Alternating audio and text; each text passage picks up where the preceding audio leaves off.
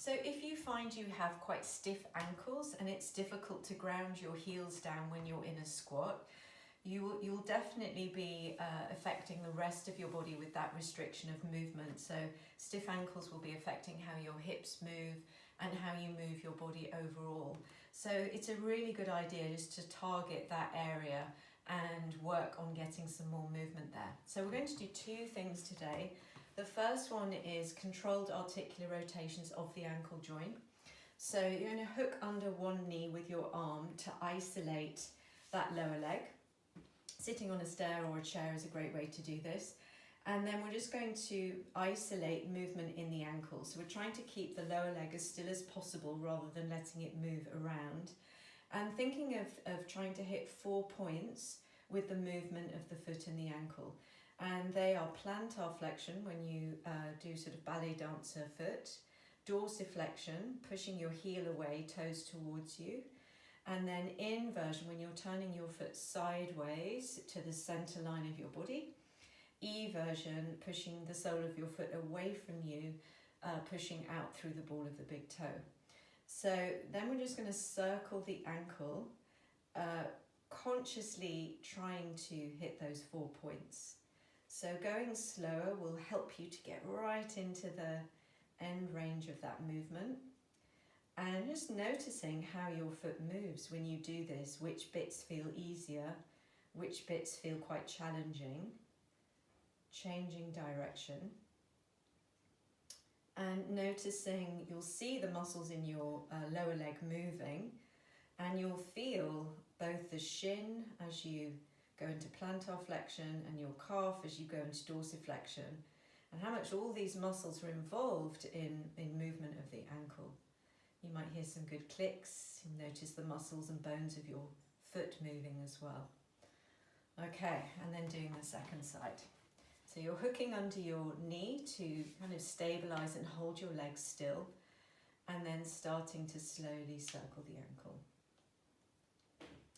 And all the clicks of the bones moving is, not a bad thing. And noticing perhaps one foot is different from the other. I notice my left is definitely stiffer than the right.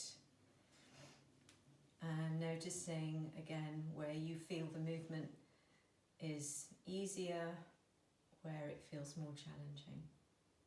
So controlled articular rotations of your ankle joint. Really good thing to train your ankle into the possibility of a little bit more range of motion. Okay, so that's our first exercise. So if you're working to get more range of motion in your ankles so that you can get your heels down in a squat, for example, a really great exercise is calf raises. So a step's the easiest way to do it, with the balls of your feet up on a step, and then let your heels drop down beneath the height of the step. Just watching you're not locking out your knees. And I'm going to start with feet hip width apart, but actually you can vary how far apart to have your feet. You can vary whether you turn your toes in or turn them out. And doing a range of positions targets more tissue, so that's always a good thing to do. So starting with letting the heels drop right down, so that you already start to feel a stretch in your calves. And then from there, just pushing through the balls of the feet, coming as high up on your tiptoes as you can, and then going all the way back down again, letting the heels drop beneath the level of the step. Going all the way up, as high a tiptoe as you can, all the way down. And then you just want to get a smooth rhythm with this, just checking you get as low as you can with your heels, and as high up as you can with your heels, in a smooth, steady rhythm. And you'll start to feel the muscles of the lower legs working, and the ankle joints, all the muscles and bones in the feet being moved as well. So see how many feels about enough to start working this. It might be doing 5 rounds, it might be 10. And when you start to feel, real fatigue, just take a breath, a breather. Okay, and once you've done the two together as many times as feels manageable for you to start off with, then you lift one foot off, sink the heel down, the foot that's on the step, and you repeat that just with one leg. So you're dropping down through your heel, pushing up as high as you can, watching the knee doesn't lock, so all the movement is in the ankle. And this will feel extremely different straight away, just doing with one leg. It's a whole different kettle of fish. So you might find 3 is plenty to start with. You might do 5, building up maybe to 8 or 10. And then the other side, letting the heel drop all the way down, tiny bend in the knee, going up as high up on the tiptoes as possible, and down again. You might get some good clicks out of your feet. And just noticing that I'm holding on to the step, or you could hold on to the wall the whole time. So you don't need to bring balance into it. We really want to focus on feeling what's happening in the ankle, feeling what's happening in the lower leg, even noticing what's going on all the way up the leg, all the way up the back of your thigh and your hamstring. You might feel it all the way up there as well. Okay, and then taking a breather, going back to the 2 together, which suddenly feels much easier.